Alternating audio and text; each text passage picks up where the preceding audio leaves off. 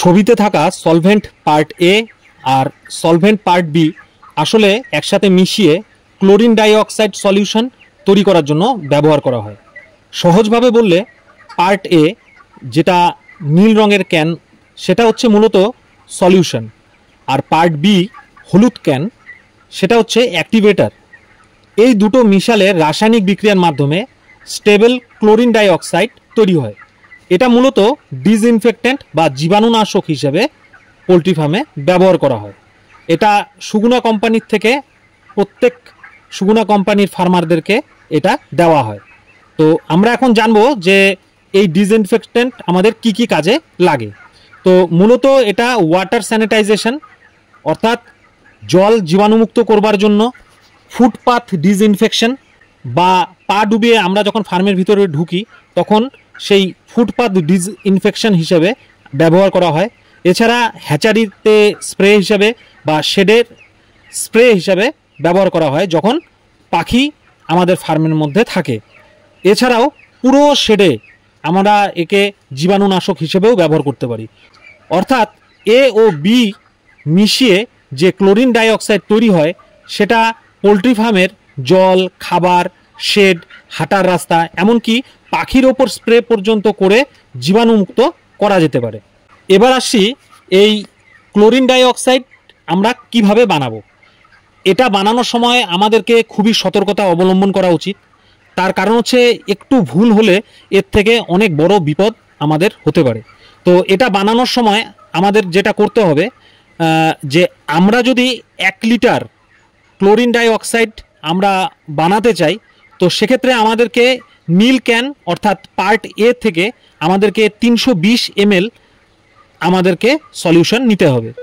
এরপর আমাদেরকে যেটা করতে হবে সেটা হচ্ছে 360 ml পরিষ্কার জল আমাদেরকে তারপর মেশাতে হবে, এবং সর্বশেষে আমাদেরকে পুনরায় 320 ml পার্ট বি অর্থাৎ হলুদ যে ক্যানটা রয়েছে তার যে সলিউশন সেটা আমাদেরকে মেশাতে হবে।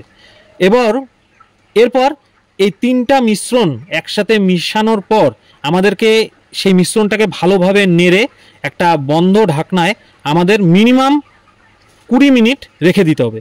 এইভাবে আমরা খুব সহজেই 1 লিটার ক্লোরিন ডাইঅক্সাইড আমরা তৈরি করতে পারবো।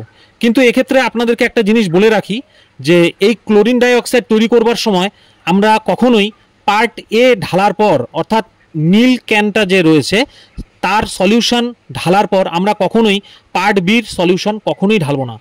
এতে বিভিন্ন সমস্যা আসতে পারে। আরেকটা জিনিস আমাদেরকে সবসময় মনে রাখতে হবে, সেটা হচ্ছে যদি আমরা 1 লিটার এই যে ক্লোরিন ডাইঅক্সাইড সলিউশন সেটা যদি আমরা বানাই, তো সেক্ষেত্রে আমাদেরকে মোটামুটি যে পাত্রে আমরা সেই সলিউশনটা বানাবো সেটা যেন মিনিমাম 2 লিটারের কন্টেনার হয়, অর্থাৎ দ্বিগুণ ক্যাপাসিটির একটা পাত্র আমাদেরকে কিন্তু নিতে হবে এই সলিউশনটা বানানোর জন্য। আচ্ছা, এবার আমরা আসছি এর যে ডোজগুলো আমরা কিভাবে ব্যবহার করব। তো ডোজ হিসেবে আমরা জল যখন জীবাণুমুক্ত করব, অর্থাৎ ওয়াটার স্যানিটাইজেশনের সময় আমরা 0.5 ml করে পার লিটার আমরা জলে এটা ব্যবহার করতে পারি। ফুটপাথ হিসেবে যখন আমরা ব্যবহার করব তখন আমরা লিটার প্রতি 5 ml করে এটা ব্যবহার করব। আবার হ্যাচারিতে যদি আমরা এটা স্প্রে করতে চাই তাহলে 5 ml পার লিটার হিসেবে আমরা এটা ব্যবহার করতে পারি। এবং পাখির ওপর যখন আমাদের ফার্মে পাখি থাকবে তখন আমরা যখন এই ক্লোরিন ডাইঅক্সাইড ব্যবহার করব তখন সেক্ষেত্রে আমরা 5 ml পার লিটার আমরা জলে মিশিয়ে তারপর কিন্তু স্প্রে করব। এরপর শেড স্প্রে করবার জন্য যখন আমাদের পাখি ফার্ম থেকে চলে যাবে তখন আমরা 10 ml পার লিটার হিসেবেও কিন্তু আমরা এই ক্লোরিন ডাইঅক্সাইডকে ব্যবহার করতে পারি। এবং সর্বশেষে আরেকটা জিনিস বলে রাখি যে কিছু সতর্কতা আমাদের অবশ্যই পালন করা উচিত। যেমন হচ্ছে এটা তৈরি করার সময় গ্লাভস এবং মাস্ক এটা কিন্তু আমাদেরকে অবশ্যই ব্যবহার করা উচিত। তো এটা তৈরি হয়ে যাওয়ার পর অবশ্যই ঢাকনাটাকে ভালোভাবে বন্ধ করে রাখতে হবে, এবং এটা আমাদেরকে একটা ঠান্ডা, মোটামুটি রোদ যেন সরাসরি না পায় সেরকম একটা জায়গায় এই সলিউশনটা আমাদেরকে বানিয়ে রাখতে হবে। তো এই সলিউশনটা আমাদের বিভিন্ন কাজে লেগে থাকে, আপনারা বুঝতেই পারলেন।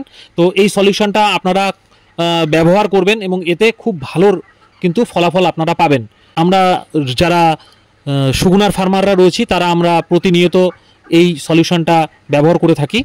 তো আশা করি ভিডিওটা আপনাদের ভালো লেগেছে, যদি ভিডিওটা ভালো লেগে থাকে অবশ্যই ভিডিওতে লাইক দেবেন এবং পোলট্রি ফার্ম সংক্রান্ত আরও তথ্য পাওয়ার জন্য আমাদের ইউটিউব চ্যানেল AM অ্যাকোয়াকে অবশ্যই সাবস্ক্রাইব করে নেবেন। আমাদের ভিডিও দেখবার জন্য ধন্যবাদ। নমস্কার।